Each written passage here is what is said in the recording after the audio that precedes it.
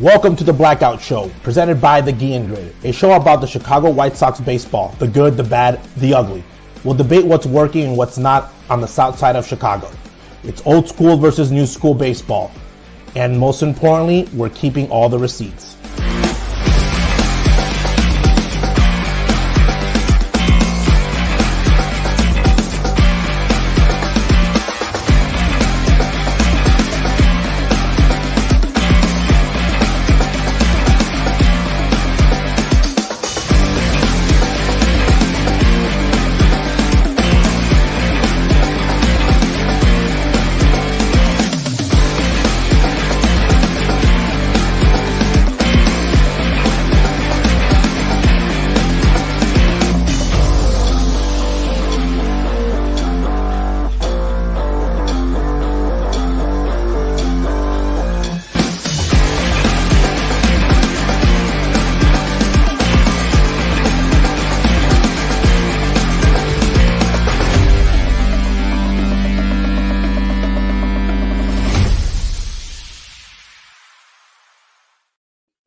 Yo, what is up, everybody? Welcome to the Blackout with Jay and I. Jay, this is a statement month. The whole month already. We were absolutely wrong last podcast when we went through the schedule, as through this point, the White Sox went 5-3 versus the Phillies, the Braves, and the Dodgers. Jay, tell me your thoughts on what you've seen to this point as we open up the month of June. Well, to be honest with you, I'm so proud to be a White Sox fan right now. The performance from this year to last year at this point has been night and day. If you take away a couple of games in Philadelphia where we got belted, we're very much looking at us. The Braves game got canceled, but you're probably looking at a 7-2 road trip or something like, or a home trip, I should say. So I mean, more than satisfied with the boys' performance. Yeah, no, and the fact, I mean, truthfully, that was a good litmus test to see where this team is at. And this team is rolling. It's a young team learning to win, and that's exactly what they're doing. And to put it that, even to do that at home with that home record right now where it's at, it's remarkable, man. And I know you can say what you want about them winning last 2 years in the minors in Birmingham, but it's translating here in the major leagues. And with where they're at, they're showing that they can play versus contenders in the month of June. I know it's a very long season, but this is exactly where I want to see them, at this point of a season where, we're about that point of almost halfway through the season with this at the end of this month, but we weren't seeing competitive baseball the last 3 years. So the fact that we can actually talk, baseball in the month of June and how they're looking, how well they're looking, that is absolutely remarkable, man. So before we move on, is there anything else you want to wrap up with, these playoff contenders that we've been playing up against? Well, I mean, think about this, Gonzo. We're at a point right now to where we're talking about investing into this roster. We're going to talk about trades a little later, but that's where we're at right now. Not just selling off pieces and try to flip and recoup that value. We're literally thinking about adding to this roster, and it's only because we've accelerated our competitive window. And most of the players that are responsible for this resurgence were in fact part of the going forward plan. You know what I'm saying? I understand that Tristan Peters has been a godsend right now, and people didn't have him as one of the pieces of the core. But outside of that, it's been Miguel Vargas, it's been Mike Droth, it's been but Colson Montgomery, and now even Braden Montgomery. So hopefully Chris Getz adds to that.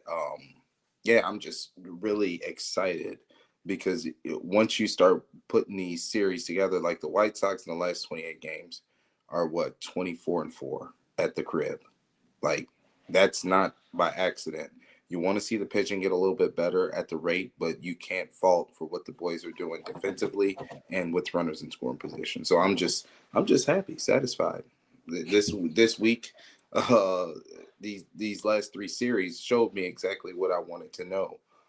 Can the White Sox compete with playoff locked teams? I know the Phillies have been treading at 500, but you're locking the Braves and the Dodgers and now the Yankees this week into the postseason, and we're going to see how our boys match up.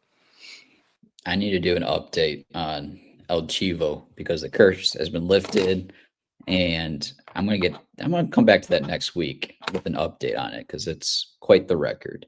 But in the meantime, we've seen 2 rookies. Well, actually, in total, we've seen 12 rookies make their debuts here for the White Sox this season. 2 of those being this month, and Jacob Gonzalez and Braden Montgomery. Let's start off with Jacob Gonzalez, though, man. This has been the savant page for Jacob.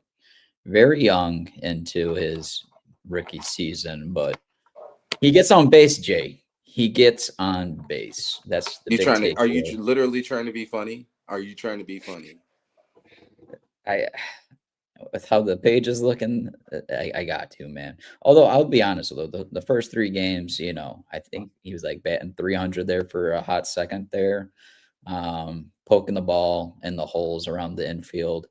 But it's caught up to him so far a little bit. Hopefully, though, he can bounce back from this.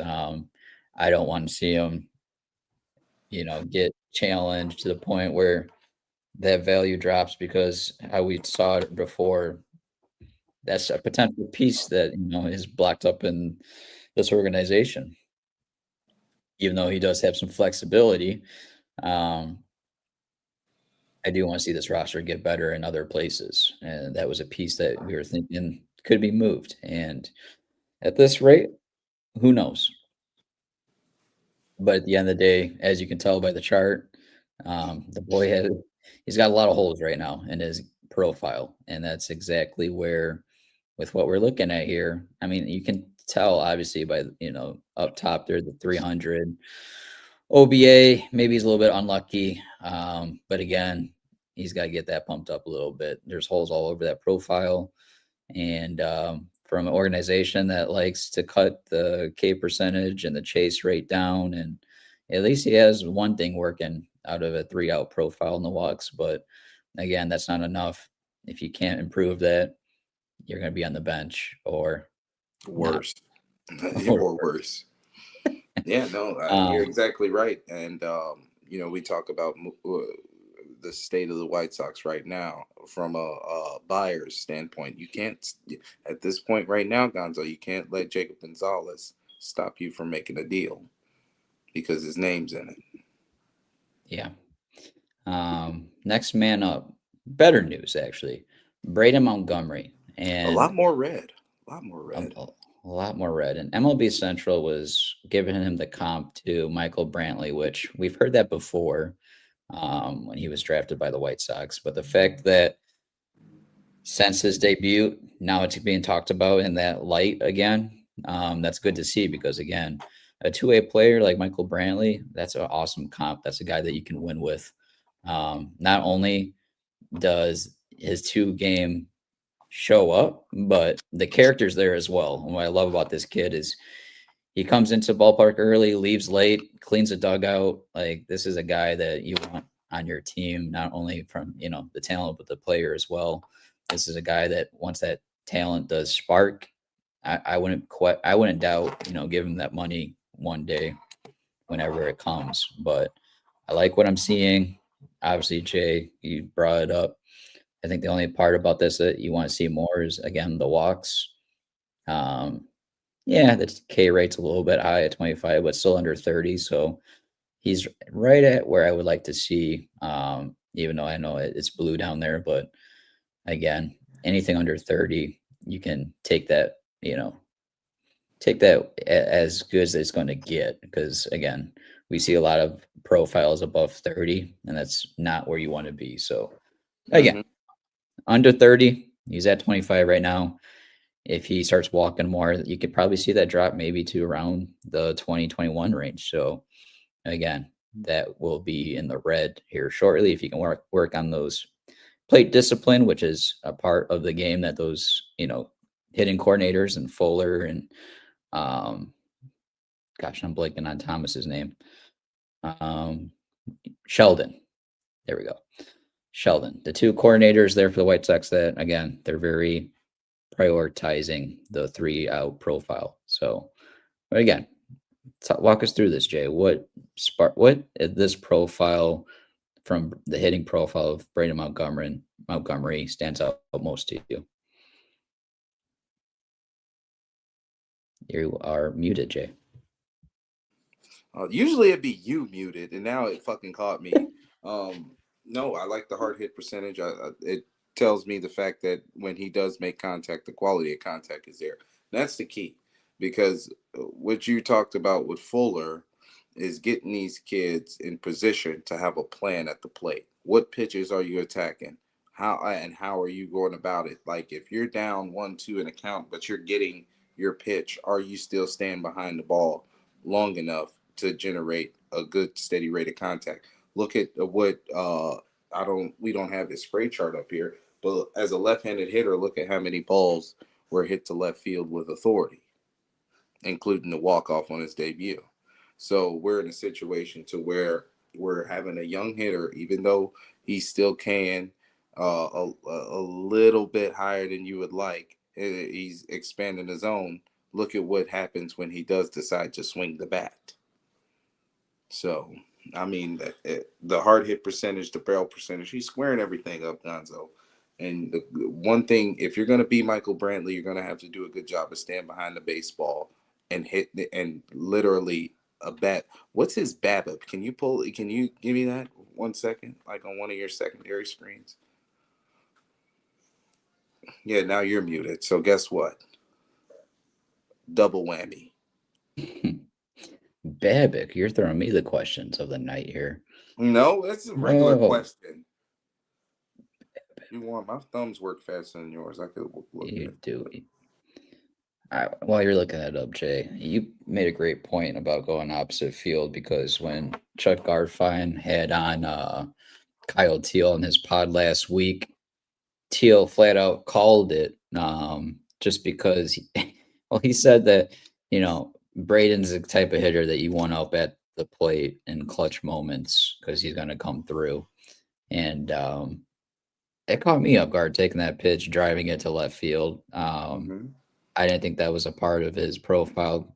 But the fact that, the best closer in the game threw him a nice hittable pitch, but again, he drove it the opposite way. We're not going to say he's the best closer in the game. He's one of the top closers. Okay, I could live with that. Yes. But you're not going to say Iglesias is the best closer in the game. He's one of the top closers in the game. Okay. And I'm sorry I even had to nitpick that. He drove that opposite field out of the park for a walk-off home run. Again, I love that you emphasized it, because that's absolutely true. And I hope we see more of it, because the more that he drives at the opposite field, it's going to open up his, game at the plate. I know that that's something that James would emphasize in his game. Check that out. Left field has been absolutely getting destroyed by Braden Montgomery on both sides of the plate. Yeah. So I wonder if he's just trying to do this, right? Because this is something that we've seen. I just mentioned it a second ago, but James Wood was trying to hit everything the other way because he knows that he can pull the ball and do that efficiently. James Wood has one job, is to stay inside the ball and let fucking his long, his tall frame and leverage and wingspan generate enough backspin to flip the ball over the left field wall. Just flip it right over the wall. Yeah. Now, obviously, Braden doesn't have that type of power that James has, but again, for me, it's the concept, right? You're driving at the opposite field, that just opens up the game to you as a hitter, of how pitchers are going to pitch to you. So we're going to see the involvement of Braden Montgomery, though, Jay, and I'm excited he's here. Before I move on, one thing that kind of caught me off guard was, they developed him the last year and a half in center field, and he's going to start this year in right field. I mean, obviously that's because of Trishan Peters defensively right now, but I would imagine they shift him later on, to center field. But again, with similar to Antonacci, you just got to get those at bats in, and you got to put him at where it's needed, which right now is right field. And with his profile, it suits him because that's where he started off, and he's got the arm to either be in right or center. So that being said, we can move on from our savant pages, Jay. Going on to the next topic, which, again, talking about this team, we're going to talk about a little war here. And one of what is it good for? Absolutely nothing. One of the cesspool tweets caught my eye, Jay. And stop calling White Sox Twitter a cesspool, okay? Josh Nelson from the Sox Machine posted for our Audible listeners, Game 70 today for the Chicago White Sox. They already have 4 2.0 plus WAR position players this season, according to Fangraphs. Number of 2+ WAR position players in recent seasons was last year only one, and that was Colson Montgomery. In 2024, they had 0.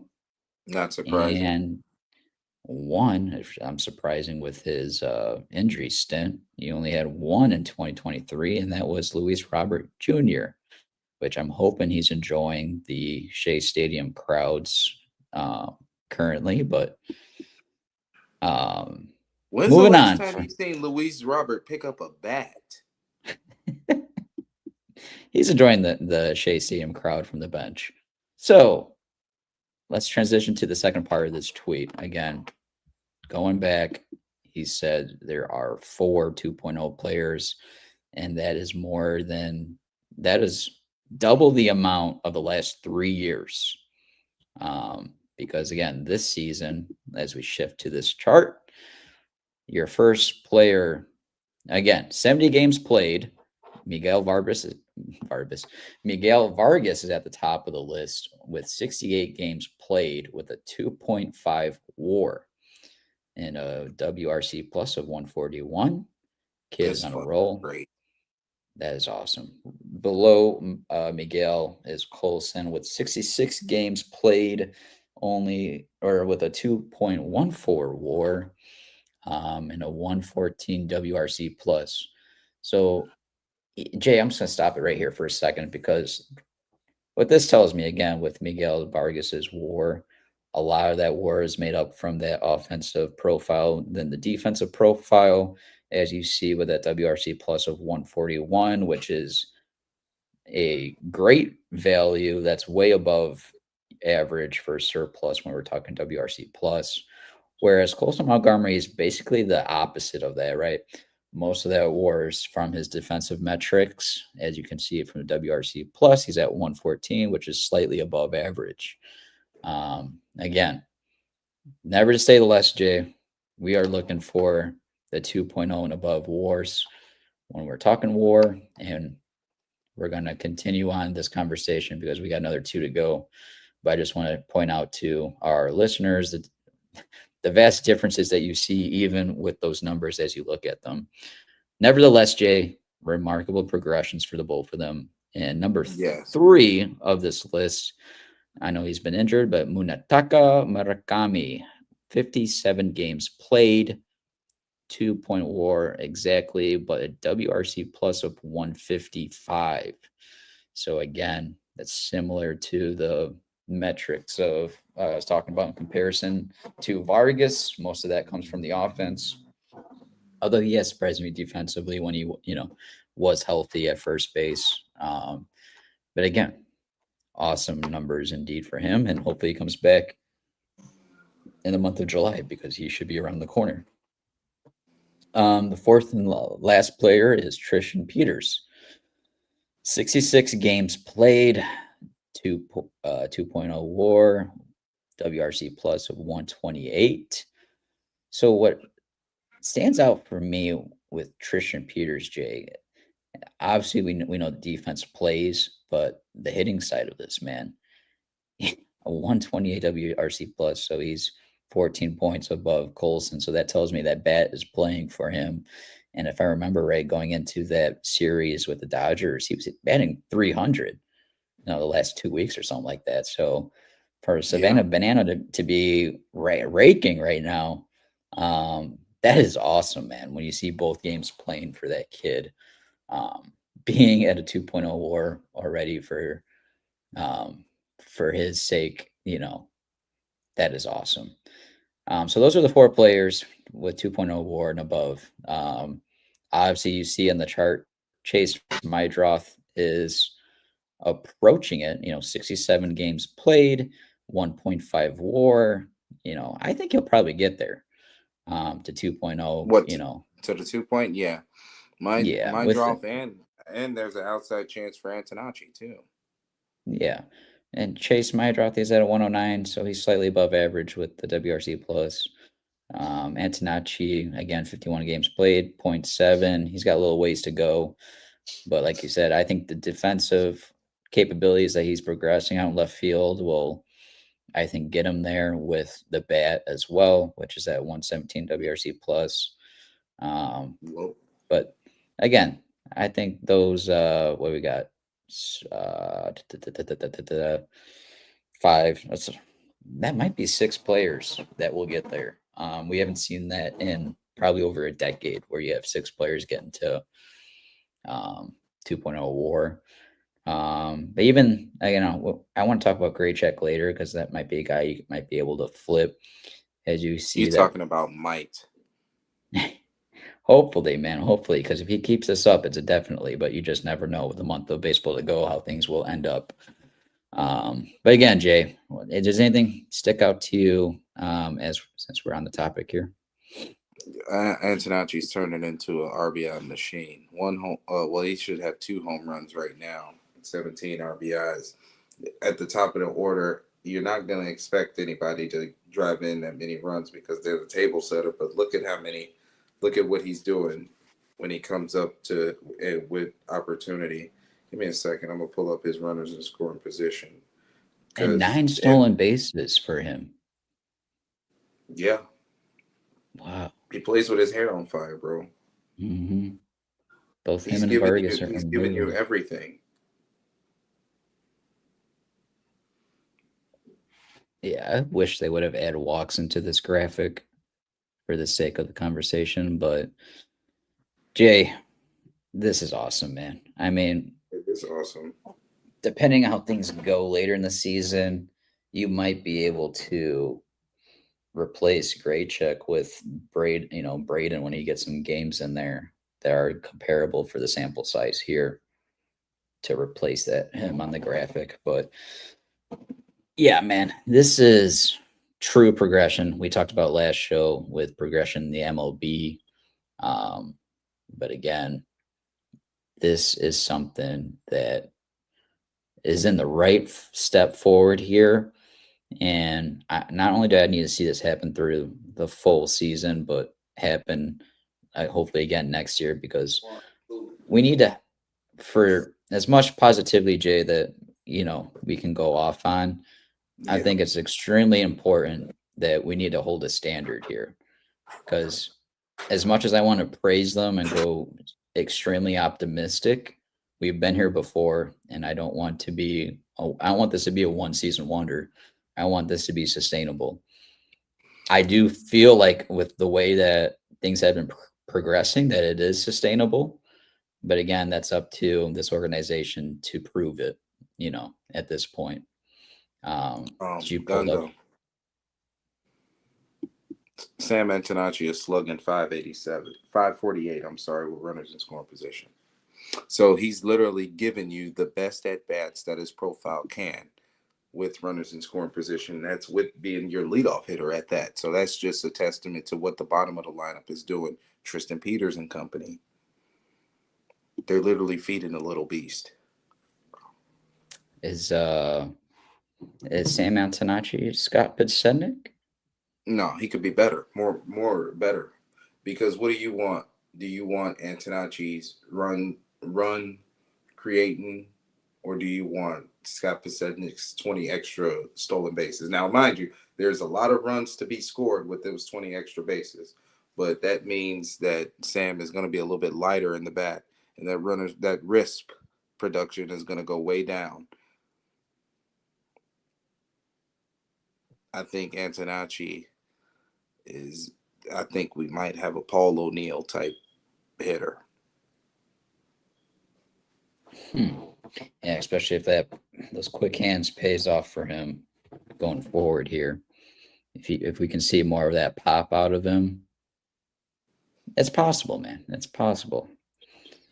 But I think it's a fair comparison with Scotty Pods.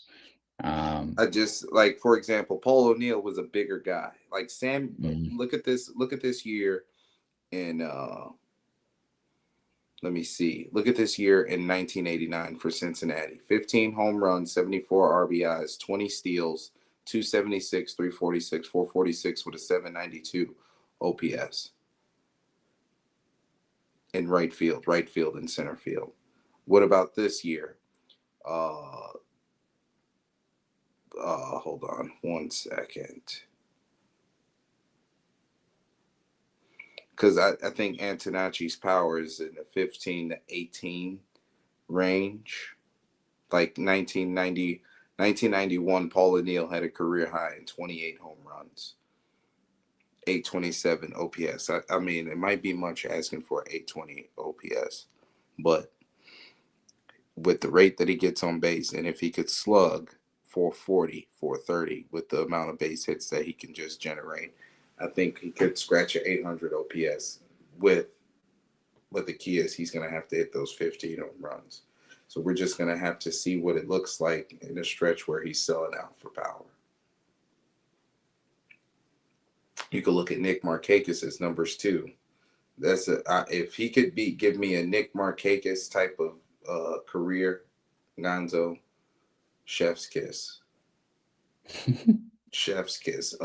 Or I don't know, you were young, so I don't know if you remember Darren Erstad. I'm not.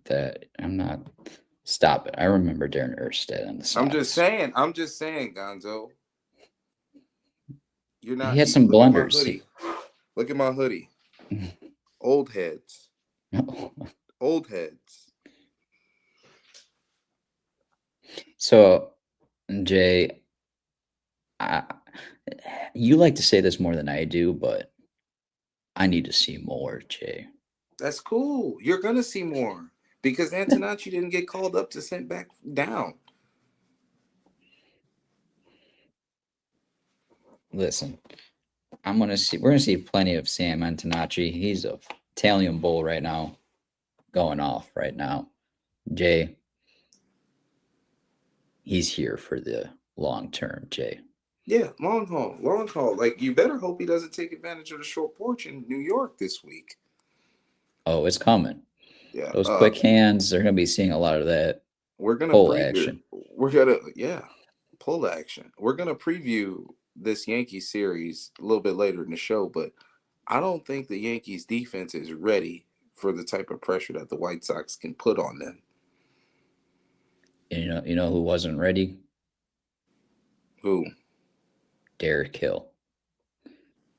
Because Chris Getz dealt him as soon as he needed a 40-man spot, Jay. Mm-hmm. We saw a couple of prospects come back for him, but to each of their own, Jay. That just I'm not going to rag on Derek Hill. That's not what this is about. But what this is about is who's going to get dealt, from this roster right now. Because again, Jay, I didn't think that first move was going to come as soon as it did, but Chris Getz has just turned on the grill. He put it on simmer right now. He's got that thing on a steady simmer. And it was a small move, Jay, but let it, obviously we see that that's just the beginning. And we've got a full month to go until that deadline. But I think there's going to be a lot of those kind of deals ahead for us, the small types of flips. However, he did say that this, we're going to be aggressive if it comes to it, but not at the expense of top prospects, which I thought was huge because I was getting a little uneasy, Jay, because you know how much work I put into the minor league system, And when people start throwing around Bonner for the sake of people. it, No, it's not for the. See, you you're don't not do bad. that. There's Don't do others that. there's others than you that were absolutely worse Don't about do it. that. You're talking about some throwing in Bonner just for the sake of it. No, that's not why we're here. And the for the sake of it trade is not why we're discussing this situation right now. No, but I'm just saying in general, when I saw the Bonner conversation take off, this is what I needed. I needed Chris Getz to come up in front of everybody and say, hey, we're going to be aggressive, but not for the sake of, or not at the expense of top prospects. Top prospects being one, Chalowski. I'm just going to say it now before next month and when he's drafted. And two, Caleb Bonner. Because again, those are two guys that have tremendous ceilings, more than those that are currently on this roster. So again, we've talked about this before. We can have those conversations of, fielding offers, but it would have to take something of value for me to be like, all right, deal, move him, bring in that talent to boost this roster. Okay, so let's just start there. Let's just take the easy way out here on the Blackout Show. What can if a team is asking for Caleb Bonner, what's the all right deal? Is a Logan Webb good enough for you to sign off on Caleb Bonner? Logan Webb. I want to say I always forget the years of control left on. I think it's like Logan 2. Webb. I think it's 2. Hold on, let me get on Sport Track. That's where I'm at right now. All right, well, good. 3 years. 3 years of control. 3 years of Logan Webb for Caleb Bonner. And you're actually, sorry, 2 more, because this is technically the 3rd season. 26 right. is it. So 2.5. Me, so it'd be 2.5 years if you make that deal deadline. Yeah, for me, I'm not disregarding the talent. I love the arm of Logan Webb. But if I'm only getting it for 2 more years and I feel like this window is going to go beyond that, I'm not going to extend, or I'm not going to trade for that value if I'm only getting it for a limited time. Well, if because you're going to, I think our window is going to go past those 2 years. I agree. Because Chalowski, he's only going to be here for half that, like at the MLB level, like we might only get him for a half season of that 27 year. So technically, we'd only get Webb, if you want to say, for the surplus of the value of this roster for essentially 1 year. But that's, I don't think you trade. Okay, so let's just say we do move Bonner for a guy like Logan Webb. The only way that trade works is if you see Logan Webb on your team beyond 2028. Yeah. So like, for example, right? If you want to talk about something I would listen to, like Chase Burns, right? Because you got that control for that value. Right. You know what I'm saying? What about Nolan McLean? Yeah. Yeah. No, don't get, and again, I hate trading bats for arms. I do not care. Hate it. Because I think you can accumulate arms without giving up that premium bat. We don't have a Nolan McLean in our system right now. Yeah, I mean, that's proven. I think you've got potential. I think Schultz has potential to be at that caliber, but we haven't seen it yet. So I can't say it, But yeah, I mean, that's a guy that, but again, is the Mets, are they at that stage of selling? I don't think so with that owner. I think so. I don't think that owner, I don't think Cohen's going to ever give up. I mean, he doesn't, he might not have a choice. With how much, he has a choice. $1 billion owner has a choice of bringing in, spending more money and bringing in more. Yeah, but how much money that what the Mets have spent would you consider smart money? Not a lot of it. Soto. So maybe this is the situation that the Cohen owner group or whoever the fuck they are. They cut. They try to correct some of their mistakes.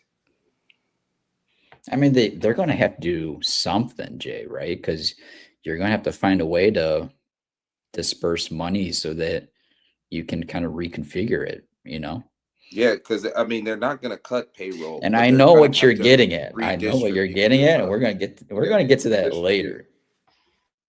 We're going to get to that in the next topic because I brought up who's going to get dealt, Jay. I want to look at our roster right now, and I want to. Who do you think ends up? Let me rephrase this, Jay. Do you think there's anyone of substance that's going to get moved that might catch people off guard? Or do you think it's going to be a conservative approach? I think it's going to be a conservative approach because everybody that's performing right now, like I said, outside of Peters, is a part of your going forward plan. Mm-hmm. So you're not going to bring in anything that's going to block or disrupt that development and that ascension between those players. Yeah. And I agree with you. I do wish, though, I just don't trust the front office to be a little forward thinking on having the assessment they have to aggressively move something of substance right now to take that risk. As much as I would love to see it happen, because I want to see that eventually, I don't think they would do it at this moment with where things being a step ahead. You know what I'm saying, man? I think that's just too much risk, and I don't want to. I don't trust in that decision to be made right now. Maybe this off season, I'd be more willing to seeing it, but I think you're right, man. I think it's going to be a conservative approach. So, being that way, Jay, is there? My concept of thinking right now is I think they're going to have to get rid of some of these arms that are like, I want to call them edge starters, but they need to free up room. They call them the word the kids are using these days are fringe. So like for me, I could like Burke. I think, yeah. I mean, Dominguez, we've brought up Dominguez. We brought up Tyler Davis, Fetty, Kay's been pitching really well lately, so that only helps that assessment. Those are the only pitchers, though, that I would want to free up at the moment. I want to see Corey Lee get back. I want to see them flip Romo with Lee. We're going to see Teel back. So I think you brought up Cuero last week for Mitch Keller. I liked that idea. Jacob Gonzalez, I can see him. That's only infielder though. Outfielder, I don't think Acuna is gonna. I think Acuna eventually will be bounced. Do you think we could go out and get like a medium depth arm like Orion Kerkering from the Phillies? I know it's going to be hard to pry him away because the Phillies are like at that borderline competitive. Like, you know what I'm saying? They're going to try to retain all of the reasons why they're even in this situation anyway. I just don't think it's needed though. Like, I treat this season as your experience season for your youth, kind of like how I did in what was that, the wild card series with the A's. That was 20, right? 2020 COVID. Yeah, that was COVID. And I back then on the Burbs, I was saying treat that as experience for back then. It was Dylan Cease when he was first, having that debut season. I want him to get that experience in the postseason, and they didn't do that. They didn't give him that start, and I think that truly affected him because you saw he didn't do well in 2021 and versus the Astros. Like, I think if you got that experience a little bit sooner, you can kind of ease him into that, atmosphere in the postseason, and I think that's huge. Yeah, So I would treat that the same. Like you've got Wookieman and Gonzalez, you got Ben Peoples that both I would bring up, now, and then you can get an assessment, from later in the season if they do make the postseason. Same with Hagen. I know he's got to figure out the command stuff, but as far as the stuff goes with the arm, I think it would be who of them to start him in the bullpen, and then once he gets some workload and innings load underneath him, give him some starts. You're gonna have to mix and match some of these starts later in the year with like McDougal, with Hagen, and I'm sure there's gonna be others. I'm sure Mason Adams will be good by then, but you're gonna have some others. I didn't mention. I said Acuna on the outfield. Graychuck, you mentioned that's the guy who will be gone too. And then your designated hitter, Benintendi, right? I threw out the idea of Seattle with Luis Castillo. Did I miss anything, Jay, from the roster? Anything that you want to? Any nah, other concepts or ideas you want to because throw I out? know for a fact we're not gonna like do any MLB the Show trades to where the White Sox move more chips into the middle of the table. I feel like that's the threading of the needle Chris Getz is going to have to do. How do I upgrade this roster without stifling any of the core members that have propelled me to this point? Anyway, that's why I said Kirkering, because it hit him in seventh inning won't stop any other arm from getting their work at any level of the business.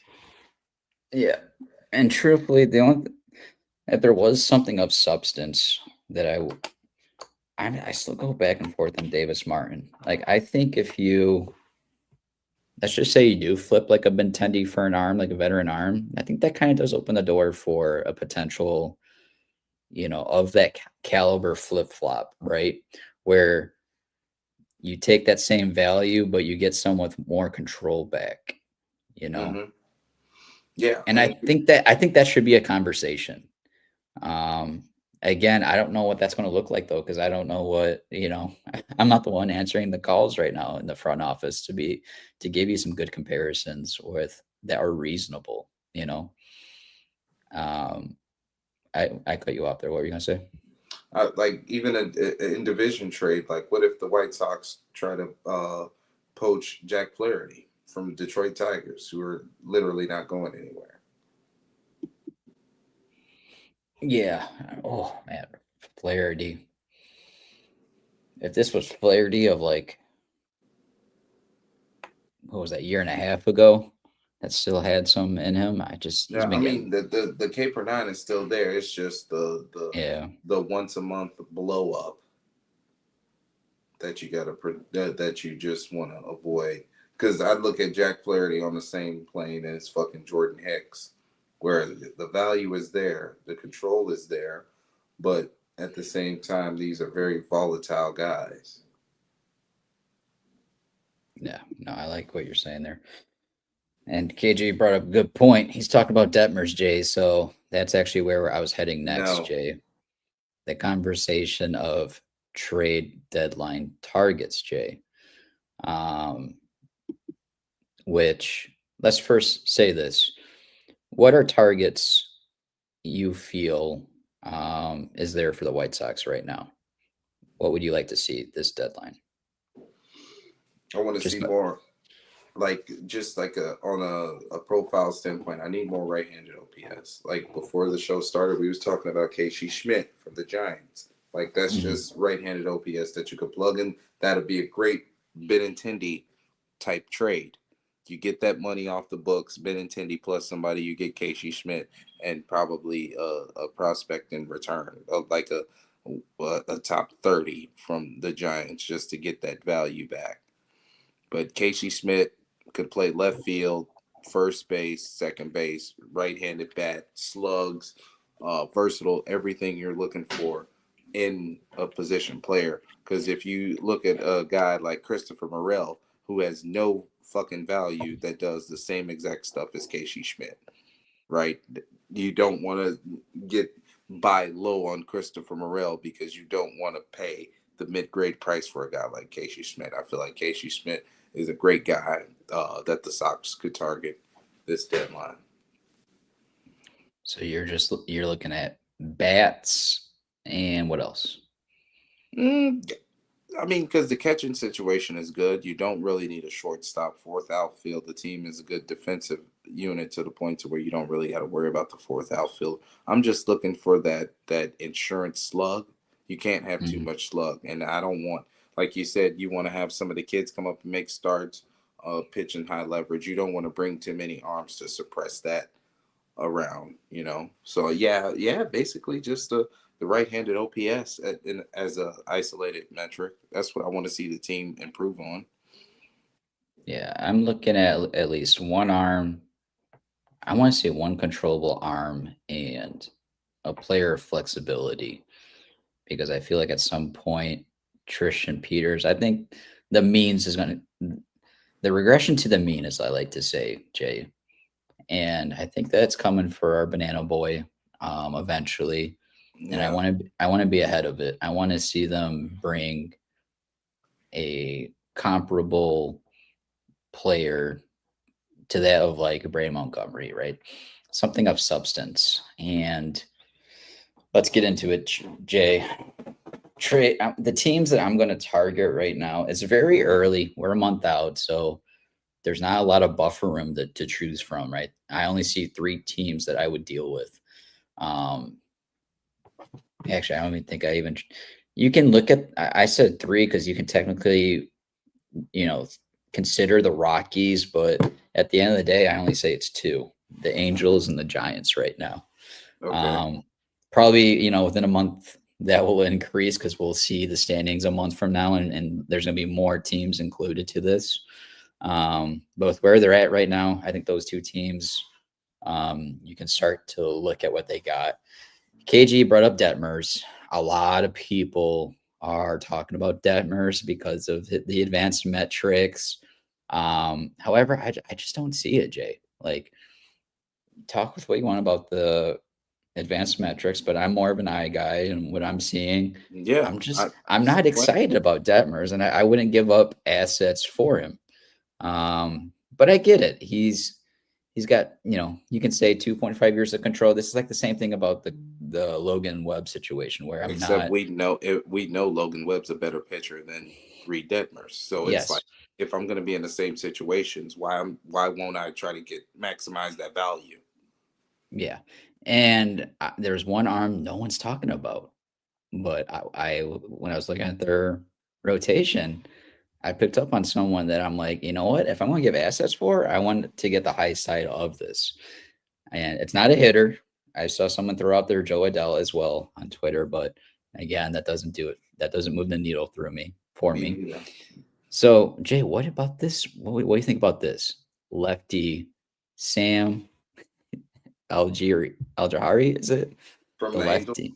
Yeah, in that rotation. He's got 5 years of control until 2032. Again, a lot of upside there. Does he have a lot to prove? Yes. Yes. But I think that is worth, giving up a little bit of assets to match that value. Right. And then you're not, like we said, we're not totally invested in a guy to supersede the rotation to nail down a spot in the bullpen. We are simply, it's basically the Jake Eater trade, but with a better option that we're acquiring. Because the Jake Eater for Jake Berger trade, it blows my mind. Like, the White Sox are dying for right-handed OPS right now, and you trade him away for a guy that didn't toe the slab for your team. Yep. Like, it's with Algieri, you're not making a move to make a move. You have an opportunity to get a major league arm in there and to take the mileage off the guys that you have already, because you don't want to be burning these guys out at the end of August. We've seen White Sox lose divisions over time because the bullpen and the long relief are being just exhausted early in series, early in the month.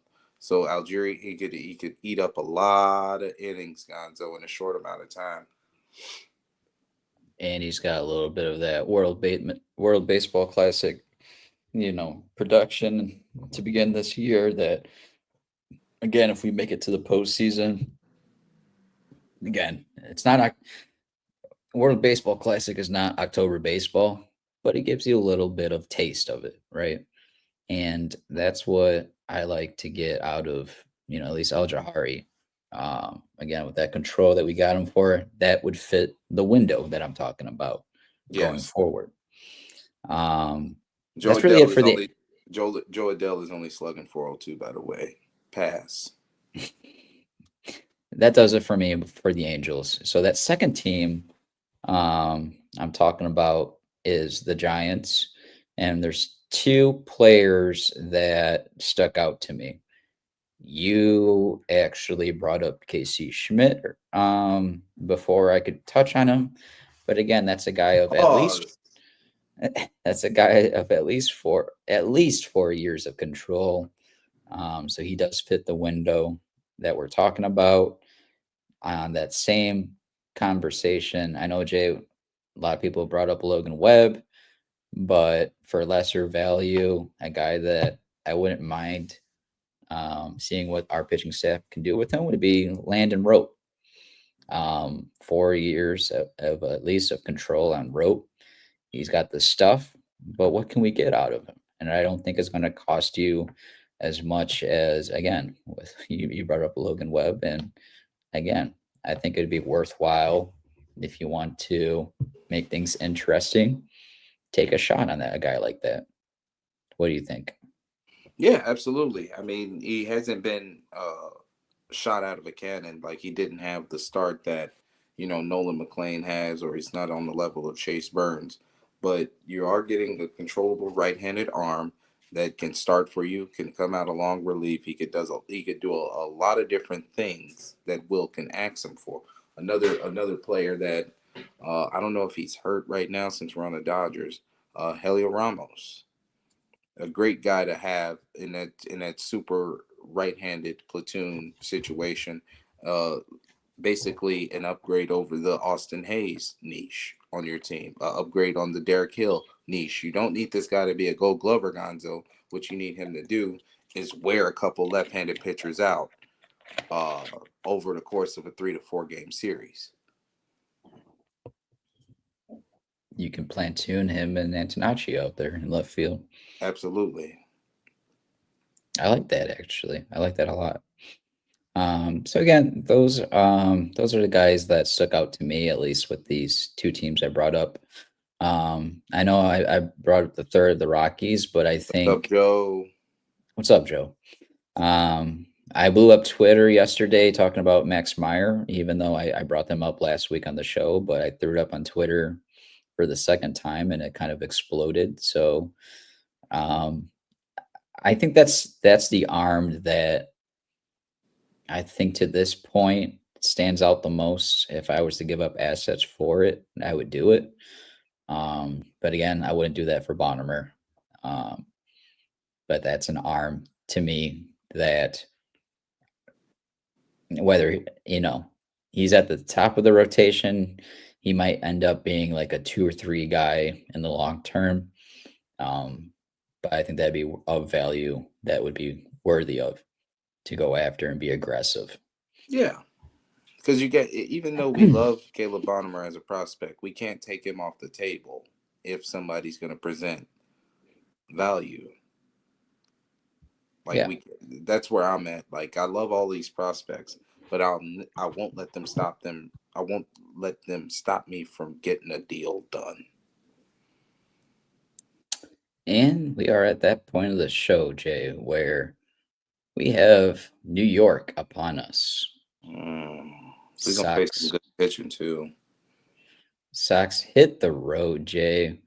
And let's take a look at the schedule to come. We've got New York Yankees Tuesday through Thursday. New Yankee Stadium.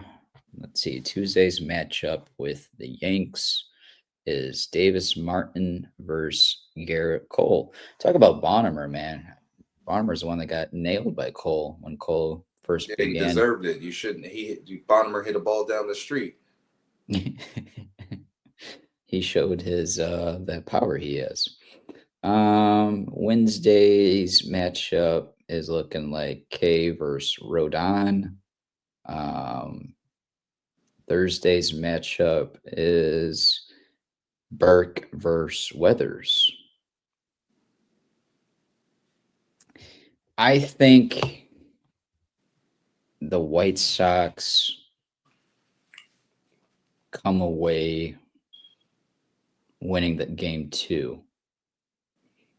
But I think the Yankees take 2 of 3 on the, at home in the Bronx, Jay.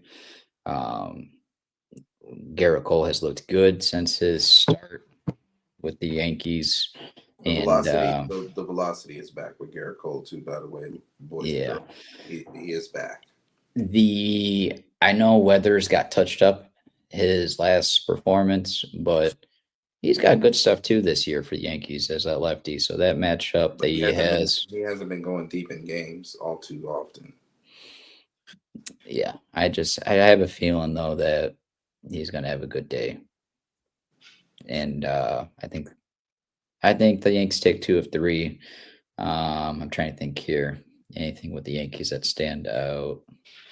I'll let you answer that, Jay. Let me know your prediction and what are you looking forward to seeing from them.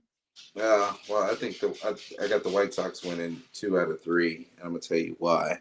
I feel like we ambushed Cole in game 1, and I feel like the Yankees aren't as athletic as they present themselves to. They're not a really good defensive team. I think the White Sox can put pressure on them in that aspect. Now, what you got to do is you got to watch when you pitch to Ben Rice. You have to make sure. I don't think. Do we have any lefties going this series? I don't think so, right? K. Anthony K. So Anthony K has to watch when he's going to attack Paul Goldschmidt, because Goldie for the last 2 weeks have been beating the shit out of baseballs out of anybody's hand. So situational baseball is key because you're already a more athletic team. At this point in the game, the Yankees have a little bit more slug than the White Sox, just a little bit.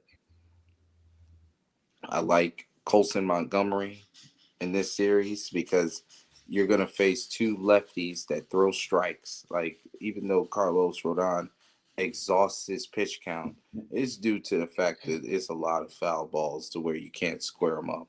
So I want to see Colson versus Weathers and Rodon. And, I mean, to be honest with you, this could be a really, really good series for Miguel Vargas. This could be one of those get on my back, I will carry you, to quote Gary Thorne.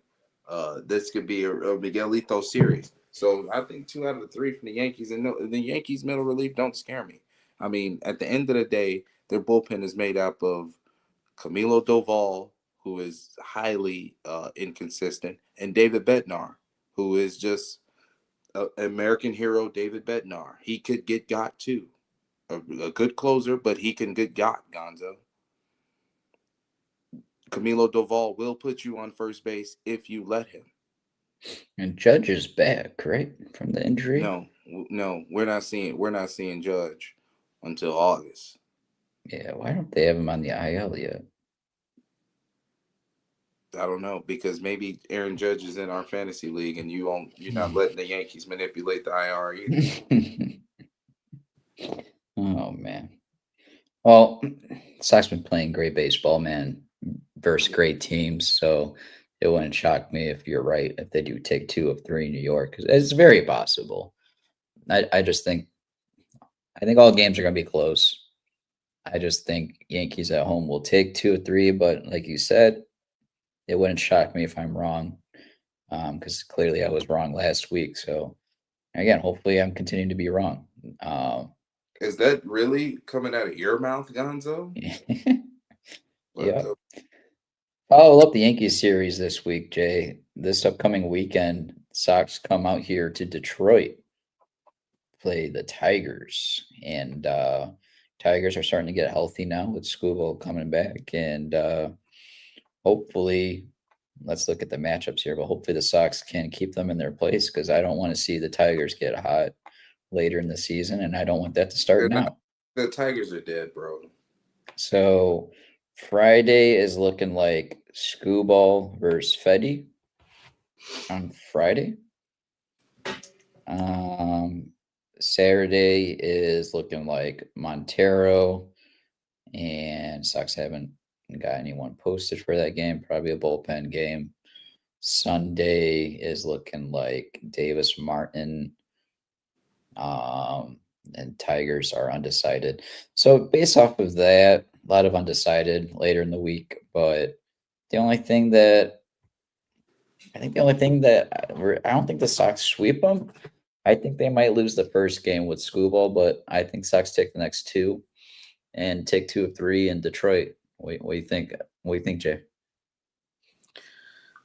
I think right now, as we have this conversation, Detroit is putting a licking on Houston. The problem is, even when Detroit is playing good baseball, like Riley Green has been outstanding the last couple of weeks. Can you say that? Can you say that again? No, because I'm one of those guys that even though Riley, I like Riley Green, but I think the Tigers are better with him slugging more than like just straight slugging more than him batting 300 because they need help. But McConaughey has heated up. Riley Green, like I said, is hitting the baseball at a good clip.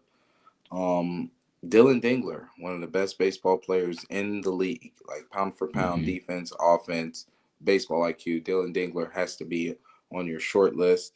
And to be honest with you, Gonzo, that Tigers bullpen is the reason why I got the White Sox sweeping. Scooball is good, but at this point, I can't guarantee him qualifying. I don't think Scooball is going to have a Yamamoto game against us, and I'm not afraid of anybody that's warming up in that Detroit pen these days, especially with Jansen hurt. So I mean, I think it's going to be a book sweep. And you already noted, like, the Tigers are to be determined with a couple of slots in that rotation. Probably Keter Monteros, another arm I'm not afraid of.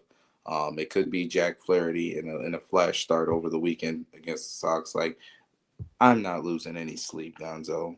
I feel like this is a series to where the White Sox ask the Detroit Tigers to go get my belt.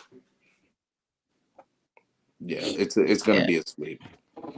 Before we move on to picks, Jay, when we're wrapping up the Detroit series, I want to ask you a question about this division.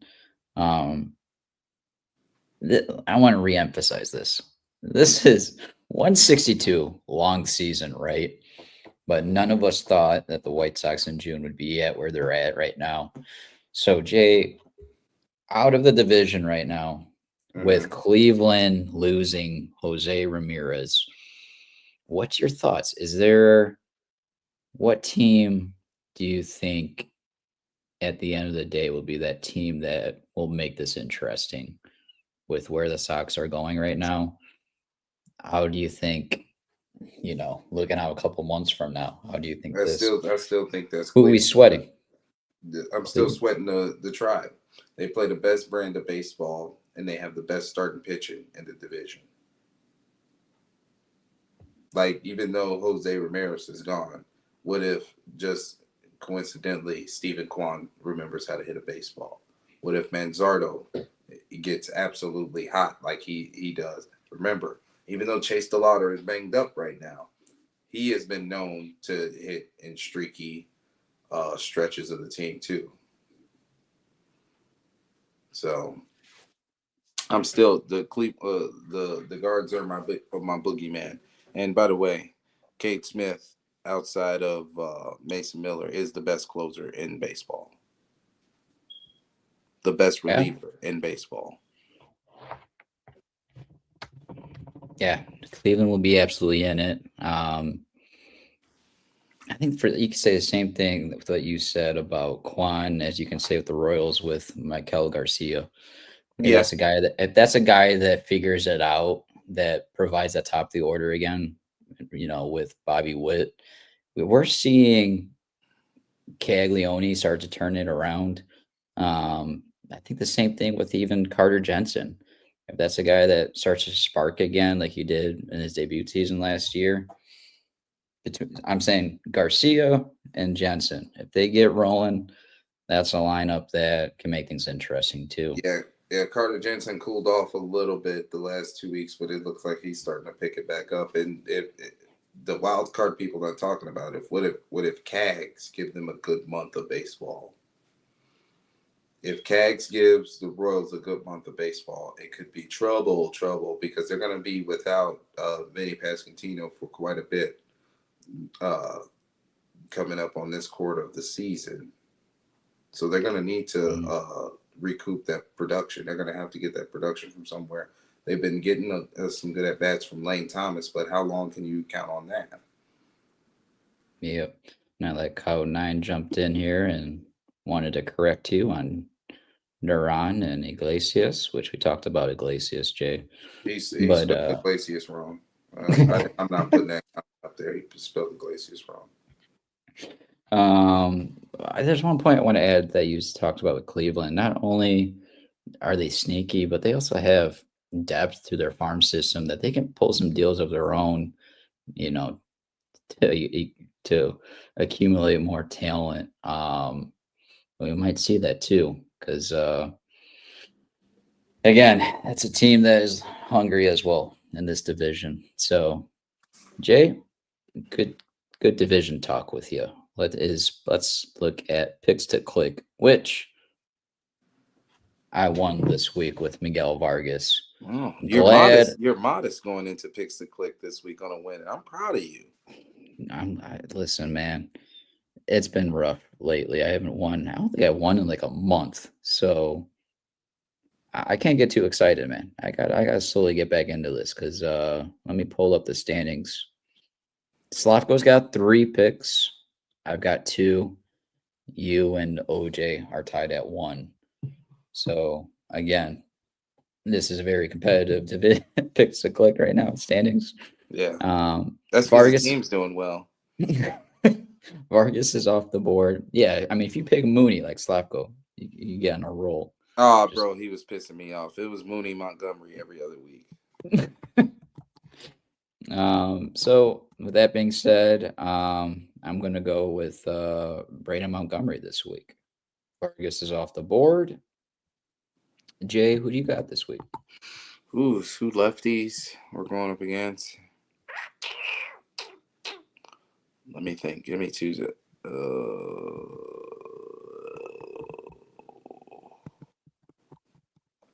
know what? I'm not afraid of Colson Montgomery versus left-handed pitchers. I'm gonna have to go big Montgomery. Man, you're saying you got big Montgomery. Okay. And ain't Braden 6'4" too?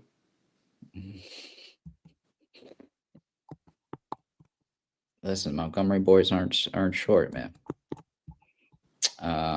Okay, so you got Colson. Let me look at the chat here. Who does Slavko got? He's 6'2", 220. Shit.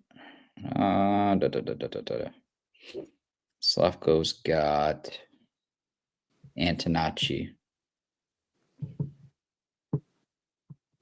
And then that's a good pick. OJ's got Mydroth. I think that's his 2nd straight week with Mydroth for OJ. Yeah, he's trying. Hey, Mydroth been putting in work, Gonzo.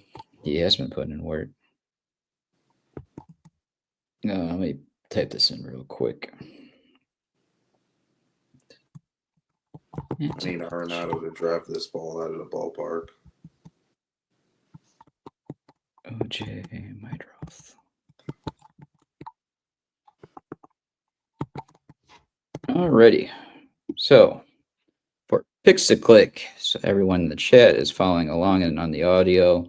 I've got Braden Montgomery, Jay's got Colson, Slavko's got Antonacci, and OJ has Mydroth. Jay, you know what time it is. It's time for shout-outs, Jay. Go ahead and start us off with your shout-outs of the week. Well, first of all, got to shout out. This is kind of like a double play shout out. I got to give it up to Asia and the Puerto Ricans that hosted the Boricua Fest at Humboldt Park. Absolute 11 out of 10 Sunday. The food, the music, the culture. Had a good time with the love of my life. Like it was just it was a perfect Sunday. So shout out to Asia and the Boricuas for giving me a good weekend. Not to be corny, but I have to give a shout out to the Chicago White Sox offense because there has been times to where we had to get picked up off the mat. We were dead in the water, and this offense came and really cleaned up a mess. Cleaned up it was like the Caleb Williams with the Bears, to where the first 3/4 of the game they played like a colostomy bag, and then all of a sudden it was an eruption and an avalanche to turn the tide. So shout out to the White Sox for keeping the competitive balance together. Outside of that, Gonzo, it's just been it was a wonderful weekend to be a Chicago White Sox fan. It was a wonderful weekend to be in the city. I had the Jada Kiss and Busta Rhymes concert at Grant Park yesterday. A lot of people were outside. It was just lively in the city, and if you had good company and something to do this weekend, you enjoyed most of what Chicago had to offer. So, I mean, my shout outs was just to Chicago, Asia, like I said before, the Puerto Ricans. They really made me enjoy Sweet Home Chicago this weekend. All right, so it's time for Gonzo's shout outs. Third person for what? Had a little touch of spice. Yeah, I'm gonna follow your lead. I'm gonna shout out Soraya. She surprised me with a very good birthday gift. Actually, let's see if I can yeah, and we got show it to on the. happy belated birthday to you too. You get older every year. You know that? What is that? An LED light? Yeah, I'm gonna have to set that up. I'm trying to figure out which corner of the room I'm gonna put it. Probably keep it over there on that side actually. But she got me that nice little LED light, some nice sweets to go along with it. And not only that, but her dad came out and helped me with the fence in the yard. So I spent the last 2 days putting up the fence in the backyard. You know, Jay, how that goes. You got to dig those holes, and you got to go pour that cement into them. And I wish I could have got started on that after work on Friday, but we started on Saturday, and it was fucking raining all week. So once you pull all that dirt out of those holes, and then you got to move that shit quick, because it just turns into sludge. And that was fun. That was messy. It was fun, but we got it done. I'll have to post pictures to social media here next week, probably. But my next project is going to be what's behind me. I got to get the panels on the wall and start to turn this office into something solid, as I've been meaning to get to that. I want to do that this weekend, but there's too much going on. So we'll do that next week. We're going to put the panels up. I got to measure the parameter of this room and start putting my order in for the LED lights, not just the lamp, but I want to get some more lighting in here. Yeah. And actually, I forgot Soraya's mom. If you look in Jay, that box right there, there's some jersey frames in there. So those are going to go right behind me up on the panels. So probably going to put at least 3 to 4 frames in the beginning, and then we'll start to add to it. OJ needs to send me one of the jerseys because I sent him something that was customized. So, is it all just going to be baseball jerseys? No. I want to leave that a surprise. It's going to be Chicago centric. I think I'm going to do all the guys that I thoroughly enjoyed as a fan on the wall. But yeah, you're going to see some Hawks. You're going to see a White Sox. You're going to see, I'm not going to lie, there's going to be a Bear in there, but I'm going to try to get 2 more Hawks. I got 1 Hawk, but there's 2 other jerseys I want to get. one of the bulls. I almost had the grasp of it, but I lost that bid. But it's going to be mix and matching, man. I'm excited, though. I'm also, I mean, Jay, you're going to have some frames, but also below that on that ledge on my shoulder, I'm going to put a couple helmets and baseballs. They go across as well. But that's kind of where my vision's at right now at the moment. But yeah, so shouting out to my birthday. It was a good birthday weekend. I turned 31. Nice 3-day weekend to enjoy and relax too. I'm going to shout out KG in the chat. Thanks for joining us. No, shout him out. He's declining my fantasy trades this week. Appreciate you contributing to Jay's depression as he's trying to catch up in the standings. I'm not depressed. I'm just disappointed. And then Joe, thank you for shout out to you, my friend. Thank you for popping in. And Nine, I haven't seen you in a hot minute. I'm glad that you jumped in and contributed. Love it when we see Nine with talking baseball conversation. Wow, Kyle Tucker just hit a fucking 3-run shot for me. Nice, Kyle Tucker. He's got to get on the roll. But Nine, where's Nine News? I need to see it. We need to see the news again. Look at this loser. See, I'm not using MLB The Show. I'm literally trying to get a deal done. You're treating me like I'm Rick Hahn. Be a man. Let's get a deal done. As you can tell, me and Jay have negotiated some fair deals, KG. You gotta make your mark, man. I would hate for you to not win that division and lose out on the playoffs, because that's what it's going to take in that division. Jay, I think that does it for me for shout outs this week. Yeah, I got nothing else. Well, I'll let you say your last piece to the show, Jay. We're coming up on a situation, Gonzo, to where the White Sox have already exceeded our expectations. Now we are raising the bar on what we expect the results of this already fruitful season is going to be. So instead of doom and gloom and wait till next year, we get up here and aggressively choose the White Sox to win their future series every week, no matter who they're playing. That's where we are as White Sox fans. I love it, Jay. Next week's show, next Monday night, we're going to have Jackson Scudder is coming back to the show, Jay, for round dos. Can't wait for this club slander. Jackson Scudder is Eastern Tennessee Southern University's Director of Data and Analytics.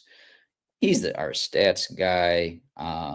Again, I always enjoy Baseball Unstitched tweets when I see them on Twitter.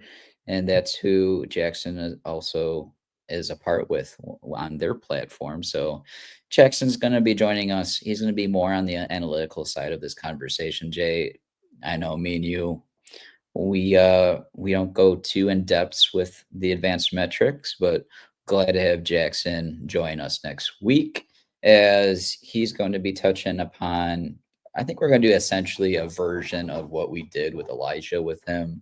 But it's going to be more analytics based than baseball talk that we did with Elijah. But it's going to be a similar for me. It's going to be a similar setup, Jay. It's going to be MLB talk and ending with more MLB draft conversation. I want to see, again, this is a college guy, so I'm interested to see on the college side of this, the college guys in this draft, who stands out for him. Not so much in the first round, although I'm sure that he'll get, we'll talk about the first round a little bit, but I'm more interested in the second round of guys that could be at that 41 selection. Because I think me and you touched on with Elijah, the high school prep guys at that range, but I didn't really get talked too much on the college guys. So I know Jackson will be there to answer that topic. So again, we're looking forward to Jackson next week. Thank you for tuning in this week and joining us on the Blackout.